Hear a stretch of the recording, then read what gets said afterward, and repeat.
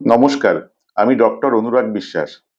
প্রথমেই আপনার কাছে প্রশ্ন থাকবে যে আপনি কি কাঁধের ব্যথায় কষ্ট পাচ্ছেন? মাথার উপরে হাত তুলতে গিয়ে কাঁধে ব্যথা করছে? পিঠ চুলকাতে বা জামা পরার সময় বা চিরুনি দিয়ে চুল আঁচড়ানোর সময় খুব অসুবিধা হচ্ছে? তাহলে এই ভিডিওটি আপনার জন্য।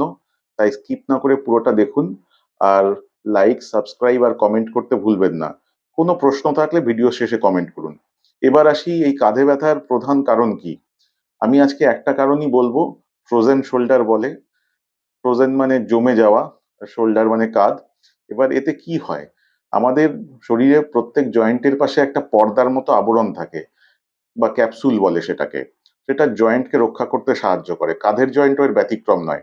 কিন্তু কাঁধের জয়েন্টের ক্যাপসুলের বিশেষত্ব হলো কোনো কারণে যদি এই ক্যাপসুলে প্রদাহ হয় বা অনেক সময় সুগার, ইউরিক অ্যাসিড, আগের কোনো চোট লাগা বা বারবার কাঁধ ইউজ করা কোনো একটা কাজে এরকম যদি বারবার হতে থাকে তাহলে আমাদের ওই কাঁধের জয়েন্টে চেঞ্জ আসে কিছু। আস্তে, আস্তে ওখানে প্রদাহ হয়। তারপর ওটা টাইট হয়ে যায়। এবার এর সিম্পটম আপনারা সবাই জানেন যে কাঁধ ওপরে ওঠাতে খুব ব্যথা হয়। বিশেষ করে রাত্রেবেলা কাত হয়ে শুলে সে কাঁধে প্রচন্ড ব্যথা হয়। এবার যে আসি কিভাবে এটার থেকে মুক্তি পাবো? তো এই মুক্তি পাওয়ার অনেকগুলো ব্যাপার আছে। আপনারা জেনারেলি ডাক্তারদের কাছে দেখাতে যান তখন শুধু শোনেন যে ব্যায়াম ছাড়া আর এর কোনো উপায় নেই। ওষুধ খান আর ব্যায়াম করুন। শুধু তাই নয়, আমি বলব এছাড়া অনেক উপায় আছে। এবার ১ম এ কি স্টেজে ধরা পড়ছে সেটার উপর নির্ভর করে। তো সেইটা জানার জন্য মন দিয়ে বাকি অংশটুকু দেখুন। আসলে ফ্রোজেন শোল্ডারের অনেকগুলো ফেজ হয়। এবার ১ম দিকে যেটা হয় ফ্রোজেন শোল্ডারে ১ম দিকে আপনি হাত ওঠাতে পারবেন। কিন্তু হাত ওঠাতে গেলে শেষের দিকে ব্যথা হবে। যেমন ধরুন হাতটা ওপর দিকে আমি ওঠাচ্ছি। ১ম এ এতটা ঠিকমতো উঠবে। তারপর যখনই এর ওপর ওঠাবেন তখন প্রচন্ড ব্যথা হবে। কিন্তু ওঠাতে পারছেন। তারপরে আস্তে, আস্তে যেটা হয় ব্যথা একটু কমতে থাকে কিন্তু হাতের যে রেঞ্জ, কাঁধের রেঞ্জ সেটা কমতে থাকে। তখন একদমই প্রায় ওঠাতে পারবেন না। ব্যথার জন্য নয়, এমনি কাঁধটাই আটকে যায়। এবার ১ম দিকে যখন ব্যথা থাকে, তীব্র ব্যথা, ওই সময় ব্যায়াম করলে কিন্তু হিতে বিপরীত হতে পারে। ওই সময় যেটা নিয়ম হলো কিছু ব্যথার ওষুধ আর তার সাথে কিছু ইলেক্ট্রোথেরাপি মানে মেশিন দিয়ে সেঁক হয়। যেমন আল্ট্রাসাউন্ড থেরাপি, টেন্স এইগুলো দিয়ে সেঁক করতে হয় আর ওষুধ খেতে হয়। এবার যখন ব্যথাটা একটু কমে আসে তখন ব্যায়াম শুরু করা যায় নানা রকম। সেটা অনেক রকম ব্যায়াম আছে। পেন্ডুলাম এক্সারসাইজ বলে, তারপর শোল্ডার হুইল মানে চাকার মতো একরকম হাত ঘোরানোর এক্সারসাইজ আছে। তো অনেক রকমের এরকম এক্সারসাইজ আছে। এবার তারপর ওই এক্সারসাইজ করলে আর ওষুধ খেলে হয়তো ব্যথাটা অতটা ফিরে আসে না, রেঞ্জটা ইমপ্রুভ করে।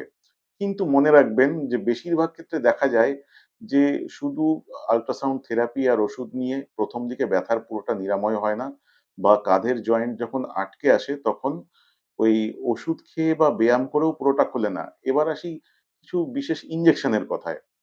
১ম দিকে যখন ব্যথা বেশি থাকে, তখন অনেকে কাঁধের জয়েন্টে স্টেরয়েড ইনজেকশন দিয়ে থাকে। সেটাও বেশ উপকারী ব্যথার জন্য। আর তাছাড়াও নানা রকম কাঁধের জয়েন্টের ইনজেকশন হয়।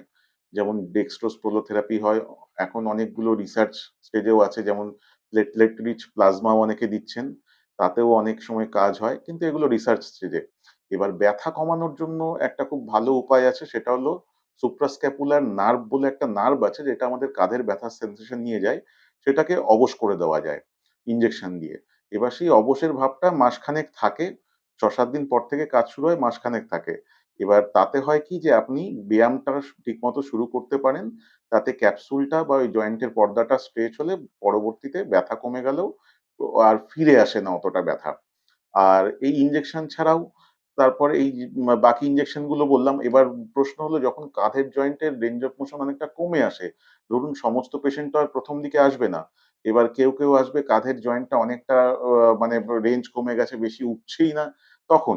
এবার তখন কি করবেন? ব্যথা থাকলে অবশ্যই সেই নার্ভটাকে ব্লক করা যায় যে নার্ভটার কথা বললাম।